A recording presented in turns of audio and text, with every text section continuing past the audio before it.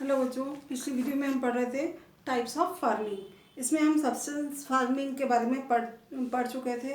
Substance farming दो प्रकार की होती है, इंटेंसिव सब्सटेंस फार्मिंग और दूसरी होती है प्रिमिटिव सब्सटेंस फार्मिंग। इसमें हम शिफ्टिंग कल्टीवेशन के बारे में पढ़ चुके थे। अब हम पढ़ेंगे नोमैडिक हर्डिंग के बारे में।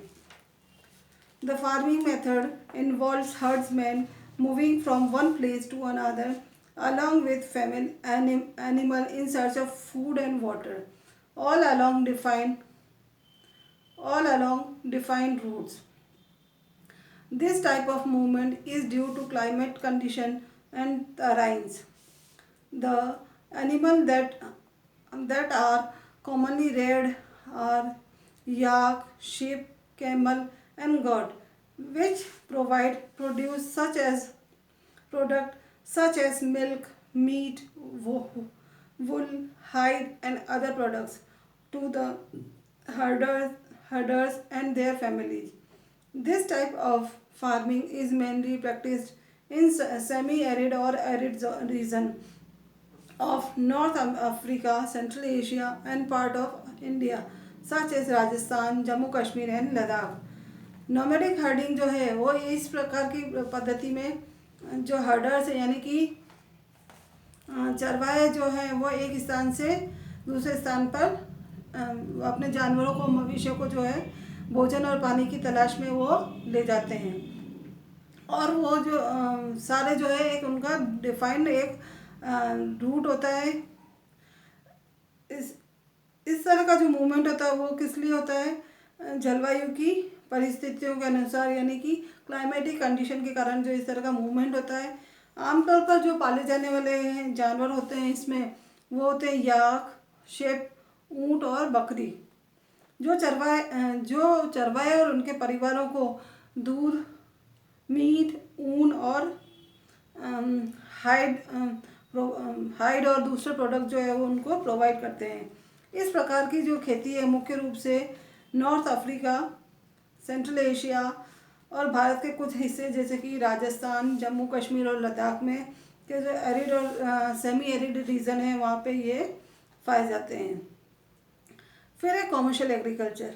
इन commercial farming crops are produced in large scale for sale in the market. In this type of farming, animals are also reared for sale in the market. This type of farming requires large land holding, modern technology, and huge amount of capital.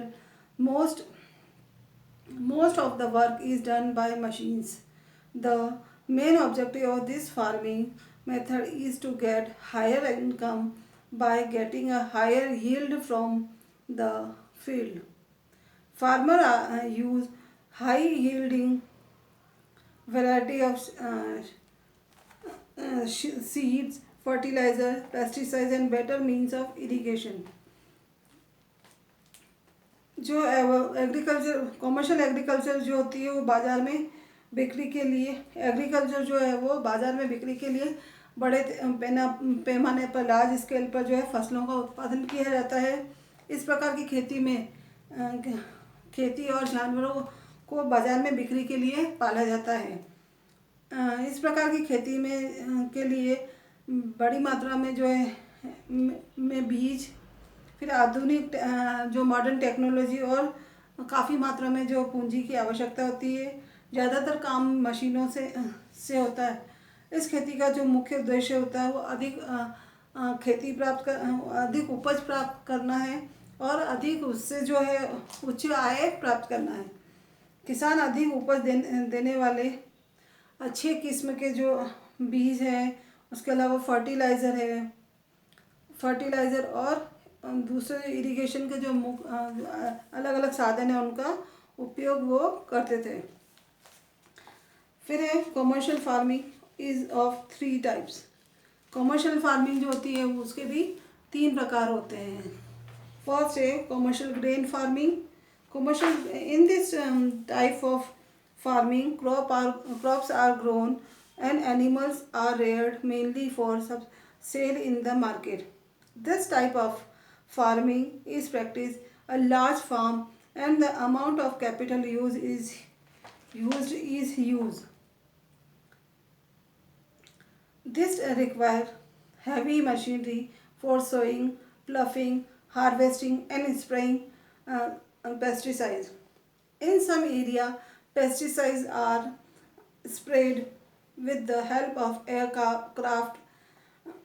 Major areas where commercial grain farming is practiced are temperate grassland of North America, Europe, and Asia. These areas are sparsely populated with huge farms spreading over hundreds of hectares. Severe winter restricted agriculture to the growth of only a single crop is the in the growing season.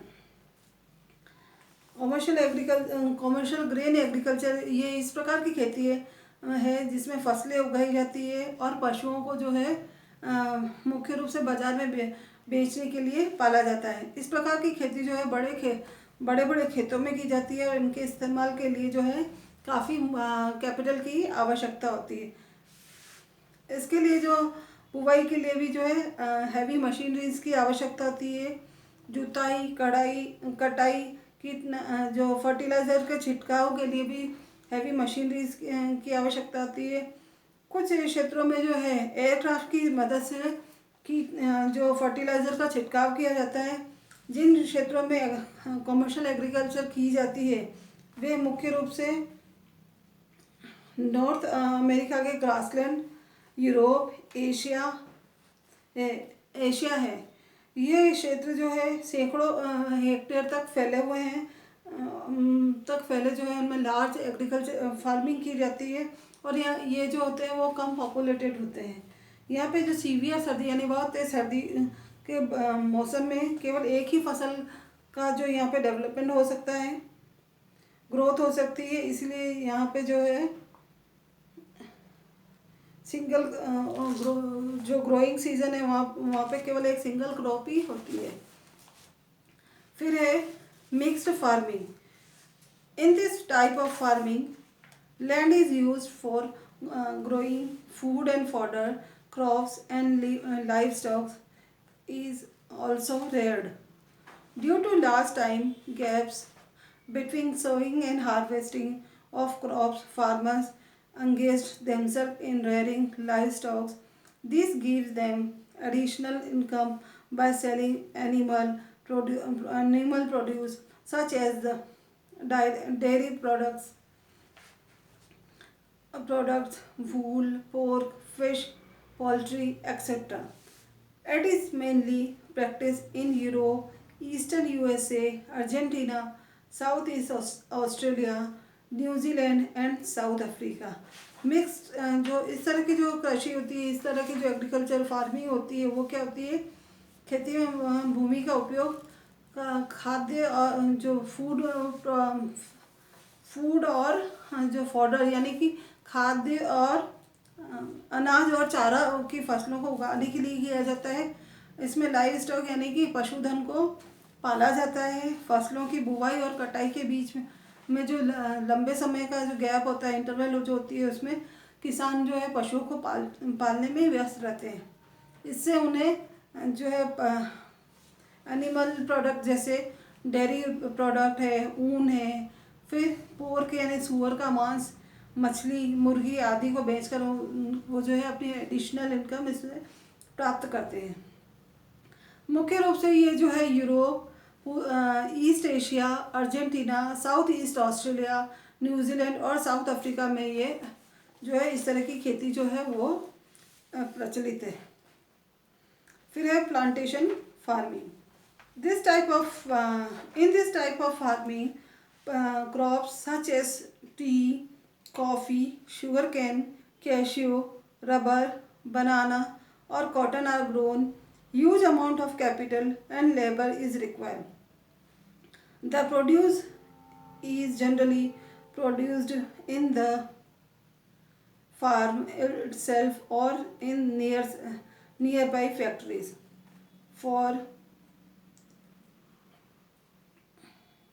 For practicing this type of farming, developed means of transport is available.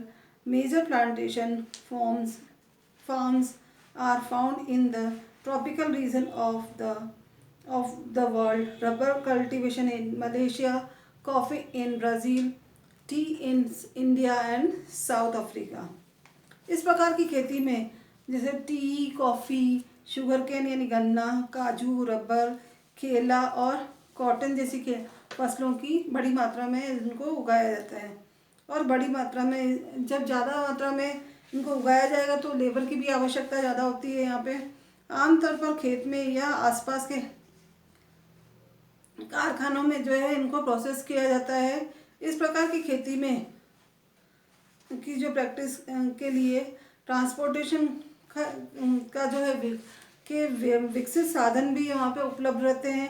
प्रमुख जो plantation farming खेती जो है दुनिया